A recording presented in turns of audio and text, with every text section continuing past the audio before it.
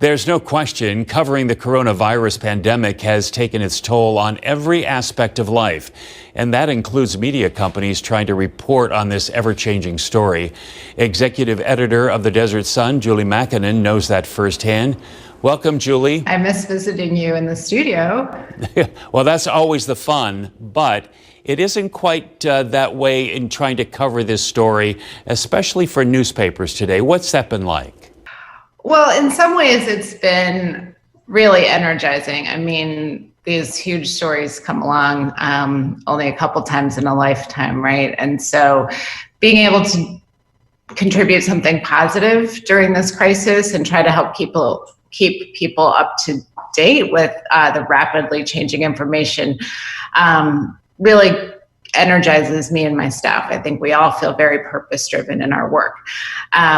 It's also really alarming to see how quickly advertising dropped off. And obviously we've had to make some adjustments across the company to account for that lost revenue. So we've done some furloughs, and that's challenging when you're trying to report probably the biggest story of the decade with 25% fewer staff at any given moment. So it's tough.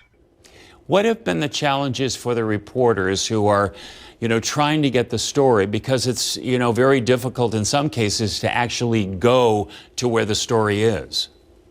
Yeah, well, some public agencies have been really good about putting their meetings online, taking questions online, setting up access for us to observe things that we would normally attend in person.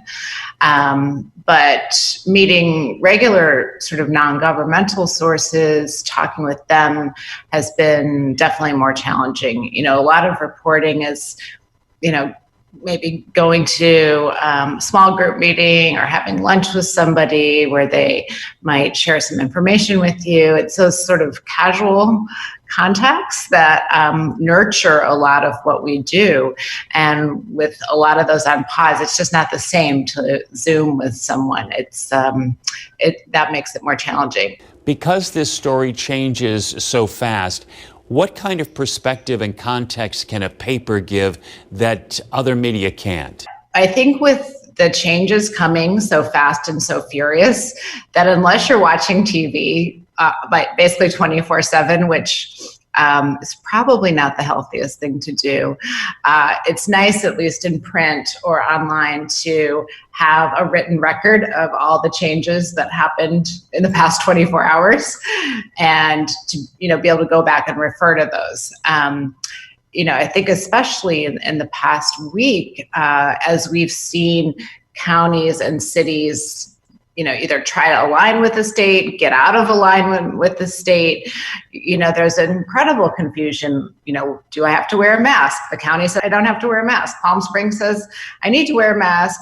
I think as all this shifts very rapidly, to be able to turn to either your phone on our webpage or a print product and say, oh, okay, here's the latest today. I can go back and refer to this if I need to. The fallout from this, especially for newspapers, what do you think is going to be the fallout?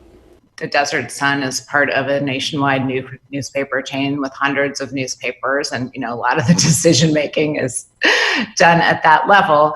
I think they're starting to see sort of some comebacks in advertising as various states start to open up. But the challenge is obviously a lot of these businesses have lost incredible amounts of money in the past 2 months. And so how much money will they have to spend on advertising is a really open question. We look forward to that daily paper, whether it's online or the hard copy, and we've got to keep it going. Thank you so much. And keep it right here. We'll be right back.